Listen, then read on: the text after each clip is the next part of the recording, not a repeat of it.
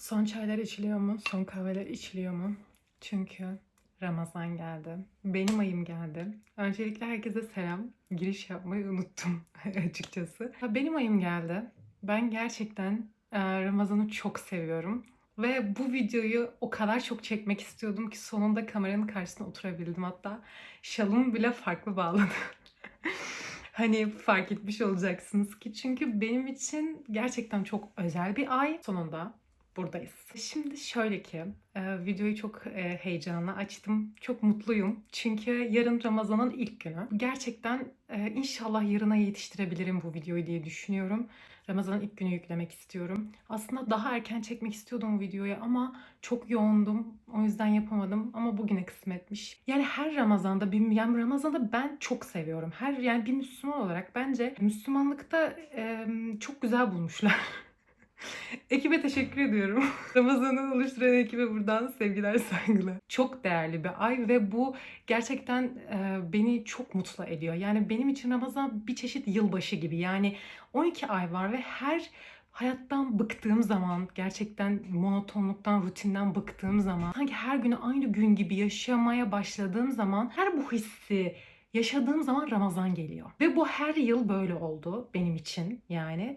Ve o yüzden o kadar şükrediyorum ki Ramazan için. Burada böyle bunu anlatma gereksinimi gördüm. Çünkü her Ramazan demeyeceğim. Hani biraz da aklımın erdiği yaşlarda bu hani belki 3 sene derim. Geçen 3 senede her Ramazan'da kendime bir şeyler katmaya ve bir rutin oluşturmaya çok özen gösterdim. Çünkü Ramazan'da biliyorsunuz ki sevaplarımız gerçekten normalde olduğundan hem daha fazla sayılıyor hem de gerçekten çok mübarek bir ay. Bu sadece bu olmasa da değil.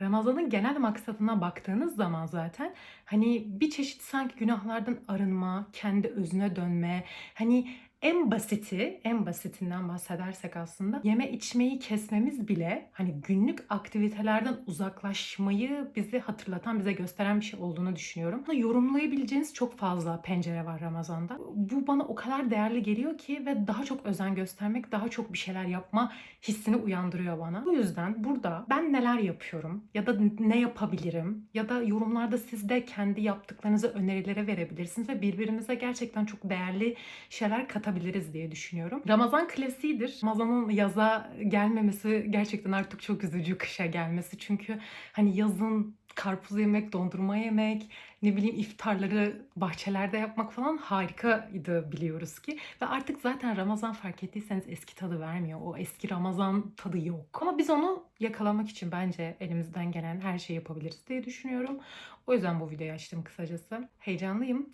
Çünkü hepimizin bir Ramazan rutinine ihtiyacımız var. Yani bir resetlenmemiz gerektiğini düşünüyorum ben şahsen. Dediğim gibi Ramazan benim için bir yılbaşı gibi. Yani yılın başını planladığım, kendimde değiştirmek istediğim ya da kendime eklemek istediğim şeyleri bana hatırlatan bir ay. Biraz daha Müslümanlığın bir getirgesi olduğunu da düşünüyorum. Çünkü biz zaten 3 aylar diye bir mevzu da olduğu için biz zaten Ramazan'a girmek için de önceki ayı düzenli bir şekilde yaşayarak başlıyoruz. Yani bilmiyorum, benim için çok değişik hissettiren bir şey bu arada bu.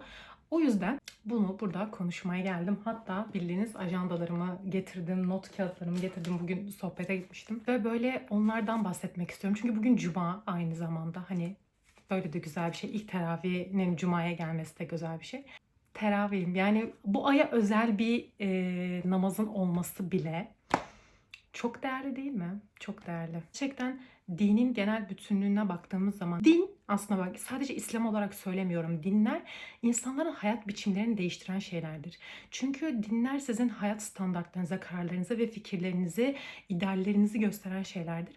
O yüzden kendi hayat biçiminizi aslında dininize göre yaşıyor oluyorsunuz. Eğer gerçekten bir dine inanıyorsanız ya da ona mensupsanız. Ve sizin tamamen hayatınızı kontrol altına alan şeyler olduğunu düşünüyorum. Hani bu dediğim maksat yanlış anlaşılmasın. Hayatınızı kontrol ettiğini söylemiyorum. Çünkü orada o konuda yanlış anlaşılmak istemem. Birden ışık gitti bu arada. Neyse. Bahsetmek istediğim şey şu.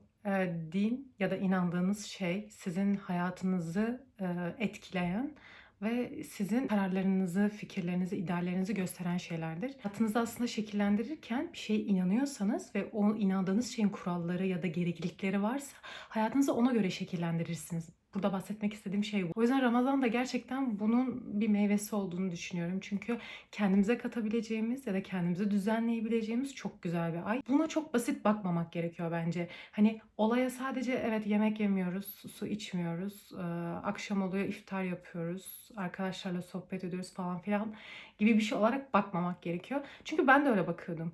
Ama asıl olayın özüne indiğiniz zaman neden yemek yemediğinize, neden su içmediğinize, neden sevapların daha fazla olduğunu gördüğünüz zaman, asıl anlatılmak istediğinizi bildiğiniz zaman gerçekten aslında ne kadar önemli olduğunu insan tekrar fark etmiş oluyor. Ya bir insanın en temel özelliklerinden bir tanesi yemek yemesi zaten. Yemek yemesi, su içmesi. Hani bunları yemeden, içmeden yaşayamaması. Oruç ise bunları keserek yemek yememeyi, su içmemeyi ve bunu sadece Allah istediği için yaptığın zaman gerçekten bir şeye inandığını ve kararlılığını, sabrını kendine önce kanıtlamış oluyorsun. Ya bilmiyorum, bunun sebebini insan kendi özünde ya da araştırmaları sonucunda ya da kendi özünde düşündüğü zaman aslında ne kadar büyük bir şey olduğunu bir kez daha fark etmiş oluyor gibi.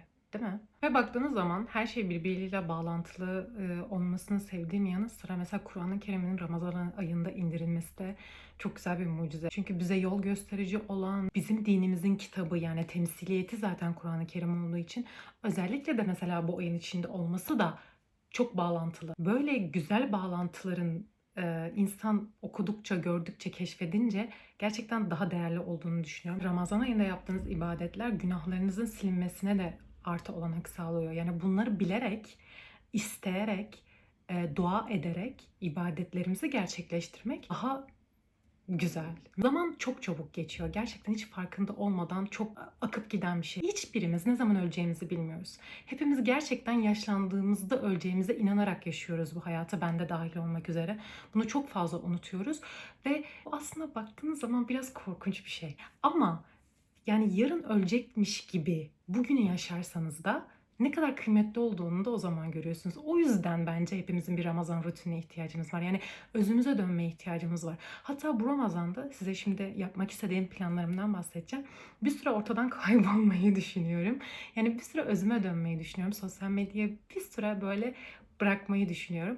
Bunun sebebi tamamen gerçekten tek başıma kalmak istiyorum. Bazı şeylere bağımlı olmak istemiyorum. Özellikle bu dünya için çok fazla sevdiğim şey var. Çok fazla bölündüğümün farkındayım. Bu hani benim size söylediğim net bir kararım değil. Belki yapamayacağım olan bir şey ama gerçekten böyle bir hedefim var. Bir süre kendimi uzaklaştırmayı düşünüyorum. Kendi özüme dönmeyi düşünüyorum. Kendimle konuşmaya ihtiyacım var. Gerçekten sosyal medyaya ayırdığım vakti biraz kesmeyi düşünüyorum, daha fazla şeylere ekleyebilmek için hayatıma. O kadar hayatımda alıştığım bir akışta yaşıyorum ki buna çok ihtiyaç duydum. Ve siz de buna bakabilirsiniz. Hayatınızda en çok neye vakit ayırıyorsanız ki bu ayırdığınız vakit sizi mutlu mu ediyor, yoksa gerçekten yok benim bunu biraz kesmem lazım diye düşünüyor musunuz? Bunu bence herkesin kendine sorması gerekiyor. Öncelikle neler yapabiliriz? Öncelikle gerçekten Ramazan'ın ruhunu hissetmek için arkadaşlarınızla iftara çıkın derim. Çok eğlenceli oluyor. Yani illa gidip bir mekanda bir şey yemek zorunda değilsiniz. Hepiniz bir şeyler hazırlayıp bir cami bahçesinde iftar açabilirsiniz. Evet, hava çok soğuk biliyorum. Ama hemen sonrasında zaten namaz ve teravih gibi bir şeyler girdikten sonra belki bir kafede oturup çay içersiniz, sohbet edersiniz. Böyle bir tavsiye vermek istiyorum çünkü ben bunu bu ay yapacağım, Ramazan'da yapacağım ve hatta özellikle Ramazan'da cami gezmek çok eğlenceli. Bunu %100 tavsiye ediyorum. Özellikle teravih kılmak. Camide namaz kılmak zaten çok güzel bence.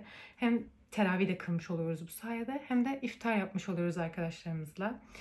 Bu benim fix önerimdir. Ben bunu her Ramazan'da olabildiğince yapmaya çalışıyorum. Onun dışında genel olarak hayatımıza ne gibi şeyler katabiliriz? Sanırım bu hangi yıl tarih yazdım mı hiç hatırlamıyorum ben bunu. Ramazan ajandası diye. Ben bunu sanırım 2 sene önce almıştım. Tarihsiz bir ajanda. Bunu da günlük olarak yapmak istediklerinizi ya da yapabileceklerinizi yazan bir ajanda. Müslim Mark'tan almışım. Reklam değil bu arada. Dediğim gibi 2 sene önce aldığım bir ajanda. İçinde çok güzel şeyler var. Yani Ramazan'da okuyabileceğiniz dualar. Cüz var mesela. Hatim yapmak istiyorsunuz. O hatmi takip edebileceğiniz yerler var. Yani düşünüyorum, kendimde her gün tekrar ettiğim bir rutinim var. O da namaz. Yani her gün namaz kılıyorum. Peki ben bu namazı kılarken ne söylüyorum? Hani kıyamda bile, rükûda bile söylediklerim ne manaya geliyor? Bunlar benim için çok önemli. Çünkü aslında baktığınız zaman Bunu hiç düşünmediğim zamanı düşündüğüm zaman şaşırıyorum kendime. Tamam, bunu yapıyorum. Bu bana çok iyi geliyor, ruhuma çok iyi geliyor ama burada ne demek istiyorum? Ben bunun Türkçesini bilmiyorum. Ben bunu anlamıyorum. İşte bu noktada gerçekten çok şaşırıyorsunuz. Ben çok şaşırmıştım çünkü. Her rekatta Fatiha suresini okuyoruz. Peki Fatiha suresi ne demek istiyor? Biz bunu biliyor muyuz? Mealini gerçekten Arapçasını okurken aklımıza geliyor mu? Ya bunlar çok önemli. O yüzden mesela ben dinleyip, tefsirini, mealini okuyup dinleyip yazdığım bir defterim var. Her gün bunu yapmıştım önceki Ramazan'da ve bunu her gün uyandığım zaman okuyordum. Yani çok kısa, yani şöyle göstereyim hatta bakın. Sureler var. Çok kısa o surede ne demek istiyor? Surenin isminin anlamı ne? Genel maksat ne? Bunu yazdığım bir defter. Bunu yaparsanız gerçekten çok etkili bir şey olacağını düşünüyorum. Çünkü ben çok güzel bir geri dönüşünü almıştım. Çünkü namaz kılarken orada anlatmak istenen şey aklıma geliyor ve ben onu neden tekrar ediyorum, neden söylüyorum? Mükemmel bir şey. Ya sağlamak istediğiniz rutine ekleyebilirsiniz. Mesela günlük olarak Ramazan'da her gün bir sureyi kendinize verebilirsiniz. Her gün bir sure ve önerecek olursam ben Numan Ali Kağan'ı dinliyorum bu arada. Numan Ali Kağan'ın namaz surelerinin hepsinin tefsirini yaptığı altyazılı videoları var. Çok güzel açıklıyor bence. Çok akıyor videolar çünkü çok uzun değil bu arada. 10 dakika, 5 dakika, hatta bazıları 3 dakika. Dakikaları gerçekten kısa olduğunu hatırlıyorum ve çok nokta atışı şeyler yapıyor. Yani akılda kalıcı şeyler söylüyor. O yüzden çok seviyorum. Önerimdir. Ama bir sürü YouTube'da biliyorsunuz ki video var. Hani bakabilirsiniz ya da takip ettiğiniz hocalar, insanlar varsa onları da dinleyebilirsiniz. Hatta mesela şu an çok aksadı. Hani unuttuğum sureler, unuttuğum bilgiler var ve benim mesela ekleyeceğim şeylerden bir tanesi bu. Yine böyle baştan bir videolar izleyip, tefsirleri dinleyip, meal okuyup her gün bu yazdıklarımı okumayı düşünüyorum. Çünkü kafama yerleşsin diye. Bu arada size bir şey söyleyeyim mi? Ben gerçekten ezberim hiç kuvvetli değil. Benim ezberim gerçekten hiç kuvvetli değil. Aklımda hiçbir şey tutamıyorum. Bende B12 eksikliği var. En çok yakındığım şey de budur. Gerçekten bir şey dinlediğim zaman, bir sohbeti dinlediğim zaman o Arapça kelimenin aklımda bir şey kalmaz. Yani bu gerçekten kötü bir şey. O yüzden sürekli tekrar etmem gerekiyor bir şeylere. Biraz üzücü bir durum. O yüzden burada bunları anlatıyorum diye beni çok çok bir şey zannetmeyin yani. Bunları gerçekten yapmak için çok çabalıyorum sadece. Bunlar da benim sadece yapmak istediğim, yapabildiğim kadarıyla belki size de bir yol olur, bir gösterge olur diye önerdiğim şeyler. Bunları da böyle bir altına not geçelim lütfen. İkincisi ise dediğim gibi Ramazan'da hatim yapabiliriz arkadaşlar. Gerçekten daha fazla Kur'an okumaya özen göstereceğim. Ben çok okuyamıyorum. Ya gerçekten çok okuyamıyorum. Benim çok başım ağrıyor. Yani okudukça, bir de ben Arapça meal okuyorum. Allah affetsin ya, bu alışkanlıktan bu arada, yani alışkanlıksızlıktan hani diyemedim. Gerçekten 2-3 sayfa sonra benim gözler kayıyor. Çok yorgunluk çöküyor. Bunu biraz daha kırmak istiyorum. Yani insanlar gerçekten günde kaç yüz okuyor. Halime acıyorum yani. Ama işte dediğim gibi farkındalık çekiyoruz. Olabildiğince daha fazla sayfa okuyup ilerlemek istiyorum. Yarışmacı arkadaşlarıma başarılar dilerim. Genel bir rutin oluşturmaya çalıştığımız için biz bu videoda genel her şeyden bahsedersem, mesela Kur'an, sağlık, yemek, ondan sonra dua, sadaka. Sadaka vermek de çok önemli bu arada Ramazan'da. Sonra teravih, namaz. Ya benim listem bu arkadaşlar. Ben bunlara dikkat etmek istiyorum Ramazan'da ve üzerlerine bir şey katmak istiyorum. Yani mesela her gün gerçekten teravihe gitmek istiyorum. Zaten Allah'a şükür namazlarımızda bir sıkıntı yok. Ama mesela her namaz sonrası okuyabilirim.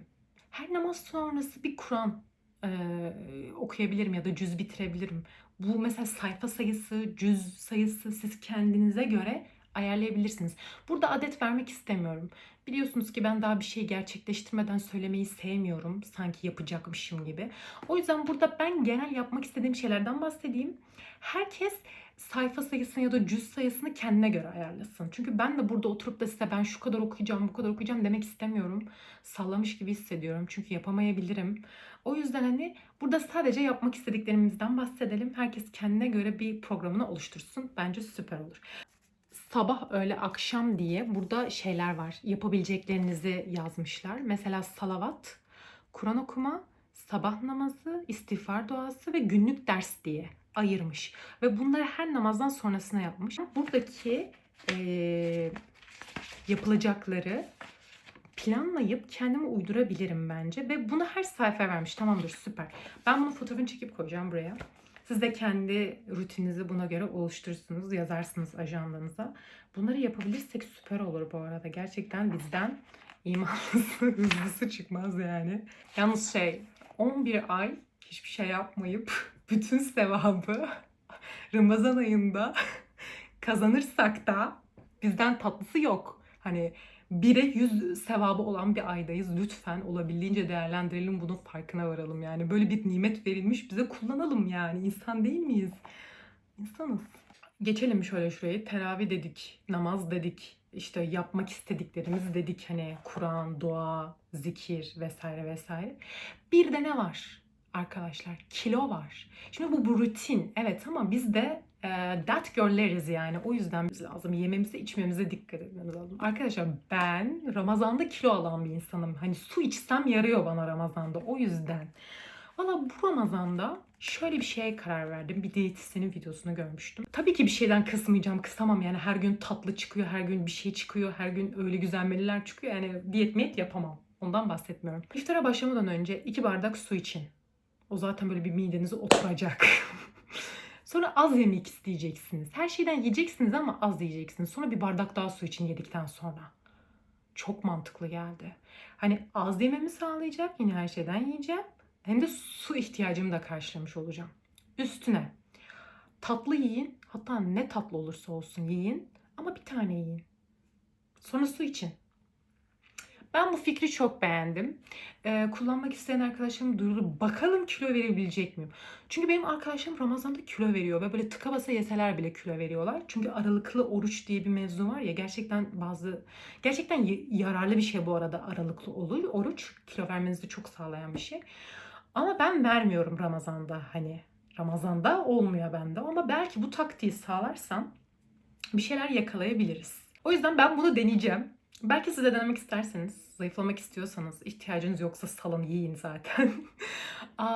Ama benim kilo vermem lazım. Ben çok kilo aldım bu ara. O yüzden bu Ramazan'ı yapmak istiyorum. Biraz entegre etmek istiyorum bu olaya. Güzel haberlerim olacak size Ramazan'da. Ondan çok şu an bahsetmek istemiyorum, biliyorsunuz ki. Ama olabildiğince bence tefsir ya da sahabe hayatı ya da bu din hakkında öğrenmek istediğiniz, kendinizde eksik bulduğunuz her şeyi dinleyebilirsiniz. Özellikle mesela geçen Ramazan bir tane hoca canlı yayın yapıyordu. Her Ramazan akşamı sohbet veriyordu. Mesela her Ramazan onu dinlemiştim ben geçen sene. Ondan önceki sene dediğim gibi Numan Ali Kağan'ın sohbetlerini dinlemiştim. Ya bu sohbetleri dinlemek bana çok iyi geliyor. Çünkü bilmediğim birçok şeyi öğretiyor bana. Sahabe hayatı olsun, Peygamber Efendimiz'in hayatı olsun.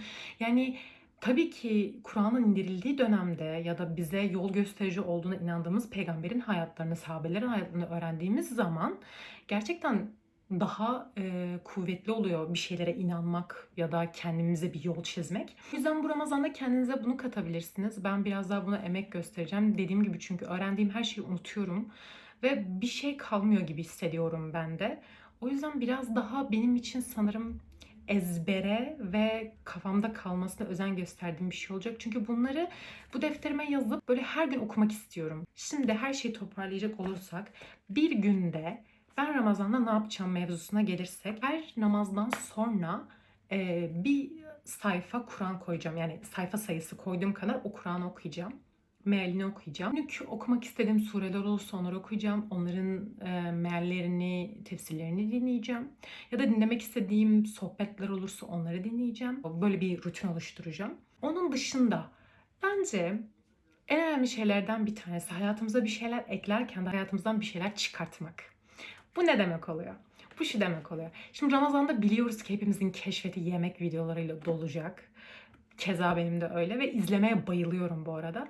Ama sosyal medya saatimi biraz kısmam gerektiğini düşünüyorum. Çünkü hayatıma bu kadar fazla şey eklersem tabii ki 2 saat, 3 saat, 5 saat o sosyal medyada böyle reels kaydıramam. Ki zamanımı da buna harcamak istemiyorum. Mesela Ramazan'da çok uyuyan arkadaşlarım var.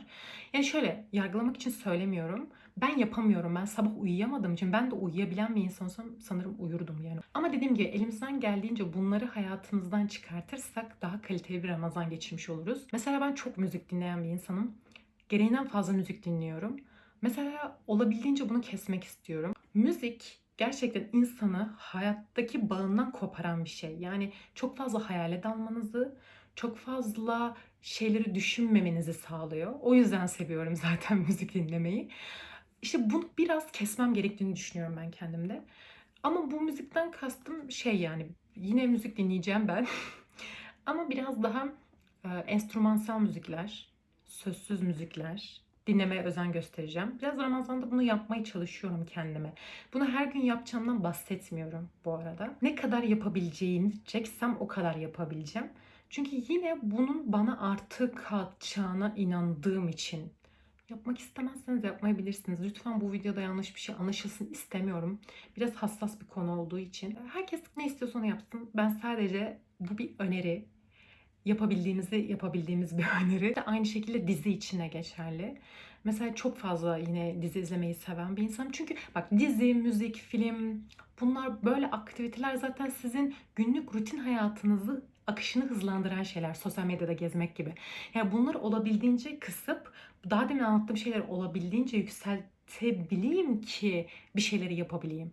Mesela gerçekten dizi, film izlemeyi düşünmüyorum Ramazan'da ki bu yapabildiklerime vakit kalsın, enerjim kalsın. Çünkü zaten bunları yaparsam bunları yapamam gibi bir bağlantı çıkıyor ortaya. Bir ay bunu yapabilirim ya da bunu kendime katabilirim, yapabildiğimi kendime kanıtlayabilirim diye düşünüyorum. Bu sadece dediğim gibi benim için size verdiğim bir öneri, kendimle alakalı vesaire. Güneş çıktı. Hocam sohbete şey demişti. Ramazan geldi ve seni nasıl buldu? Yani geçen seneki Ramazan'la aynı mıydın? Ondan önceki Ramazan'daki kişiyle aynı mıydın? Hani aslında bu çok önemli bir soru. Hani aynı mısın? Bu hayat hep aynı mı yaşıyorsun? Bu hayatta kendine katabildiğin şey ne? Yani bu soruları, ya ben çok sorgulayan bir insan olduğum için bu soruları her zaman kendime soruyorum. Ve gerçekten kendimde bir şeyler değiştirmediysem, kendime bir şey katmadıysam, kendimden bir şey çıkartmadıysam o zaman gerçekten ortada bir eksiklik olduğunu hissediyorum, özellikle kendimde. Çünkü hayatın akışına çok kaptırıyorum kendimi. Çok fazla şeye yöneldiğim için, çok fazla şey yapmak istediğim ve sevdiğim için gerçekten yapmam gerekenleri belli bir süre sonra görmediğimi fark ediyorum ve asıl yapmam gerekenleri. O yüzden biraz daha dediğim gibi kendime çeki düzen vermek istediğim bir ay. Kendime daha çok zaman ayırdım ve gerçekten ne yapmak istediğime kendime kanıtlamak istediğim bir ay. Bu videoyu çekmemin sebebi de bu. Gerçekten burada bir şeyleri yanlış anlaşılan bir mevzu var. Benim hayat biçimim bu zaten. Ben zaten bu başörtüyü takarak da neyi temsil ettiğimi burada gösteriyorum. Hayatımda da kendime sürekli bir şeyler katmaya çalışan ve sürekli bir şeyler yapmaya çalışan bir insanım. Hiçbir şeyin sözünü de kimseye vermiyorum zaten. Ben bunları yapmak istiyorum diyorum. Yapacağım demiyorum. Bu sadece hep birlikte, yani Ramazan hep birlikte yapılan bir şey. İftar hep birlikte açılan bir şey. Teravih hep birlikte kılınan bir şey. Yani bizim dinimiz gerçekten hep birlikte yapılan bir şey. Ve ben sadece böyle bir planım var. Zaten burada da YouTube'da da olan bir insanım. Yapmak istediklerimi, yaptıklarımı, sevdiğim şeyleri paylaştığım için bunu da paylaşma gereksinimi duydum. Çünkü biliyorum ki yorumlarda çok güzel şeyler gelecek, öneriler gelecek. Belki Ramazan süresi boyunca yaptıklarımızı yazacağız yoruma ve birlikte konuşacağız. Ne yazarsanız yazın, sohbet ederiz.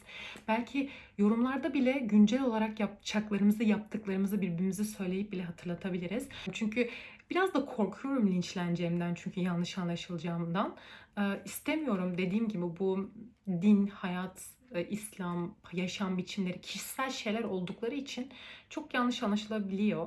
Onun olmaması için bu açıklamayı yapma gereksinimi gördüm biraz kendimde. Yani hiç çabam yok, öyle bir çabam yok. Birbirini etkileme ya da bir şey yapma çabam yok. Herkes kendi inandığı şeyi yapsın, ben bir şey demiyorum. Ama ben bunu burada gerçekten bu videoyu çekmek istedim, yürekten çekmek istedim. Çünkü yani beni takip edenler beni zaten tanıyor. Önceki videolarımdan da biliyorsunuz. Hayatıma böyle şeyler eklemeyi seviyorum. Sosyal medyada zaten sevdiğim şeyleri paylaşarak kullandığım bir platform olduğu için bu da benim bir hayat biçimim ve bunu paylaşmak istedim. Bir Müslüman olarak 12 ayın en büyük aylarından bir tanesini yaşayacağım ve bunun için gerçekten bir şeyler yapmak, bunu paylaşmak, bunu yaymak daha değerli, daha güzel bence. Hepimiz bunun arkadaşlarımızla birlikte yapabiliriz, yayabiliriz. Birbirimizi teşvik edebiliriz. Harika bir şey olur. Belki sizin yoruma yazdığınız öneriler bana bir şey katar. Belki bu video bir başkasına bir şeyler katar. Öyle. Bunu burada böyle açıklamak istedim. Sanırım her şeyden bahsettim. Biraz çok genel bahsettiğim bir video olduğunu farkındayım. Belki videoyu şey diye açarsınız, hani net tavsiyeler verdiğim bir video beklemiş olabilirsiniz ama dediğim gibi ben hiçbir zaman böyle bir şey yapamam. Öyle yapıda bir insan değilim. Çünkü kendimin yapıp yapabileceğine dair de çok bir inancım yok. Hayatta kendinize bu kadar inanın derim yani. Ama dediğim gibi inanıyorum. İnanıyorum. Bu Ramazan benim için farklı olabilir. Yorumlarda birbirimizi teşvik edebiliriz diye düşünüyorum. Size son olarak kullandığım şeyleri, Kur'anları da göstermek istiyorum. Ben Feyzül Furkan'ın Kur'an-ı Kerim ve tefsir mealini kullanıyorum. Bir tarafı Kur'an, bir tefsirli meal. Ben çok seviyorum bu Kur'an'ı.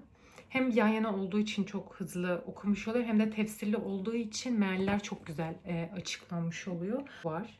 Bunun çok daha detaylı meali küçük kalıyor. Yani bunu çok okumuyorum çünkü Arapçası çok küçük olduğu için buna genelde anlamadığım ya da biraz daha açıklanmasını istediğim bir ayet olduğu zaman buradan açıp hemen okuyorum.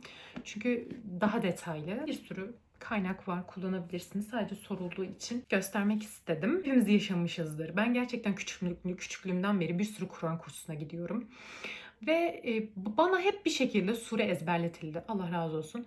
Hani ben sureleri ezberledim, onu yaptım ve bu bana hep öğretildi ders gibi. Ders gibi oturdum, ezberle. Ki ezberim çok kötüdür, çok zorlandım. Ezberle. Ama kimse bana demedi ki bunun mealini aç oku. Burada ne demek istiyor biliyor musun? Ya da bu surenin adının anlamı ne? Bana bunu kimse demedi, bana bunu kimse öğretmedi. Ve bu gerçekten çok eksiklik. Çünkü ben bu sureleri ezberlemişim. Parlıyorum. Yaklaşsam mı? Bence biraz yaklaşayım. Ama ben burada ne anlatılmak isteniyor bilmiyorum. Bunu ben 3 sene önce falan böyle bir farkına vardım. Sonra bu Kur'an'ı aldım. Ne zaman aldığımı da hatırlamıyorum. Koronada hatırladım. Yani 2020 aynen. Ondan sonra onu aldıktan sonra biraz daha bu bilince girdiğim gibi geliyor bana. Çünkü bir şeyler okumak istiyorum, bir şeyler araştırmak istiyorum. Kafamda çok soru işaretleri olmaya başlamıştı o zamanlar. Ve okuduğum şeyi anlamıyorum, inandığım şeyi anlamıyorum. Bunun üzerine düştüğüm zaman biraz daha bilinçlenmiştim. Sürekli aynı günü yaşıyorsunuz. İnandığınız bir şey var ama anlamıyorsunuz. Namaz kılıyorsunuz ama bir şey hissetmiyorsunuz. Bunların hepsini ben de yaşadım. Bunun sebebi bilmediğimiz için işte. Bir şeylerin anlamını, değerini, nedenini öğrenmediğimiz için. O yüzden mesela önerilerimin hep bu yönde olması size. Çünkü bunların hepsini ben de yaşadım. Ben de çok sorguladım. Hatta en dibe kadar düştüm. Ama sonrasında ne yapmam gerektiğini çözdüm kendi kafamda. Asıl ne anlatılmak istenmesi gerektiğini öğrenmem gerektiğini karar verdim. Sonra Kur'an'ı meal okumaya başladım. Gerçekten tavsiyemdir. Çünkü bir şeyleri öğrendiğiniz zaman gerçekten ışık açılıyor. Şimşek çakıyor o beyinde yani. O yüzden tavsiye ederim. Video bu kadardı. Umarım sizin için yararlı olmuştur. Umarım hoşunuza gitmiştir. Ramazan ayınız en güzel şekilde geçsin. İnşallah herkesin Ramazan ayını kutluyorum. İnşallah istediklerimizi başarabildiğimiz, bol bol sevap kazanabildiğimiz çok güzel bir ay olur. Güzel iftarlar, sahurlar yapabildiğimiz, camiler gezebildiğimiz bereketli bir ay olur. Hepimiz kendimize bir şey katarsak, hepimiz yorumlarda birbirimize bir şeyler katarsak çok güzel olur diye düşünüyorum. Sizleri çok seviyorum. Biliyorsunuz ki bu platformu da çok seviyorum. Burada içerik üretmek, video çekmek benim için çok değerli. Öyle.